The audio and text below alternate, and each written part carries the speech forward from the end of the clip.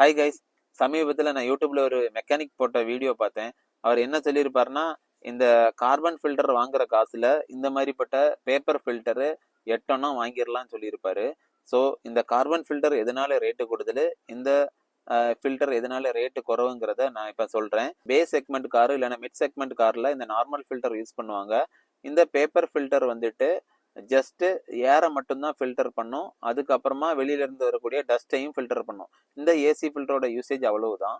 ஆனா இந்த carbon filter பாத்தீங்கன்னா மேக்சிமம் வெளியில இருந்து வரக்கூடிய ஏரை நல்லாவே ஃபில்டர் பண்ணும்.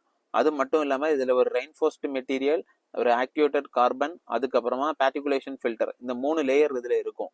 இது சின்ன சின்ன ஹோல்ஸ் இருக்கும். இது ஆஸ்துமா பேஷண்ட் இல்லைன்னா டஸ்ட் அலர்ஜி உள்ளவங்க இந்த வண்டியில டிராவல் பண்ணும்போது அவங்களுக்கு பியூர் ஏர் மட்டுமே கொடுத்துட்டு இருக்கும். ஸோ அதனால தான் இந்த ஃபில்டர் ஆவரேஜா 800ல இருந்து 1400 வரைக்கும் இந்த ஃபில்டரோட ரேட் இருக்கும்.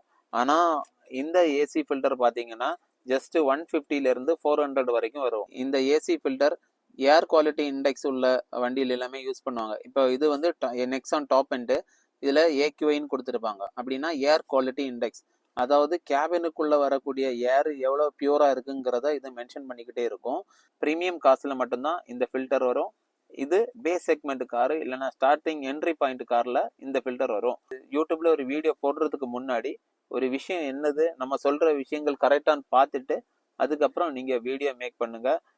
ஸோ நான் இந்த வீடியோ மேக் பண்றதுக்கு மெயின் காரணமே கஸ்டமர்ஸுக்கு இதை பத்தி உள்ள அவேர்னஸ் வரணும்னு சொல்லி தான் நான் இந்த வீடியோ மேக் பண்றேன். இந்த தகவல் உங்களுக்கு பயனுள்ளதா இருந்தாச்சுன்னா ஒரு லைக் பட்டனை ப்ரெஸ் பண்ணுங்க. அது மட்டும் இல்லாம கார் வச்சிருக்க உங்க ஃப்ரெண்ட்ஸுகளுக்கு இந்த வீடியோவை ஷேர் பண்ணுங்க. Okay, thank you.